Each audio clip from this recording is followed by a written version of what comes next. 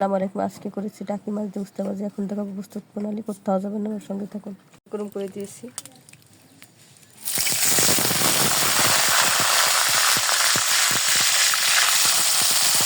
পেঁয়াজ আর টাকি মাছ দিয়ে দিলাম।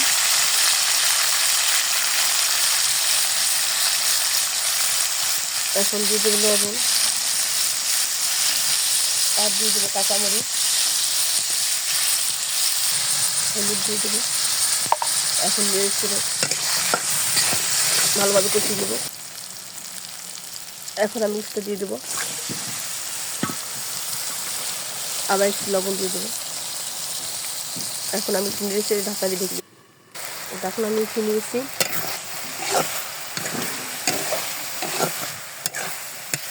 উস্তা মাছ সেদ্ধ হয়ে গেছে। এখন 1 মিনিট নেড়ে চেড়ে আমি নামিয়ে নেব। হয়ে গেছে, এখন নামিয়ে নিই। টাকি মাছ দিয়ে আমার উস্তা ভাজি হয়ে গেছে। আজকে পর্যন্ত আবার নতুন কোনো ভিডিও নিয়ে আপনাদের সামনে উপস্থিত হবো। সে পর্যন্ত ভালো থাকুন, সুস্থ থাকুন। আসসালামু আলাইকুম রহমতুল্লাহি ওয়া বারাকাতুহু।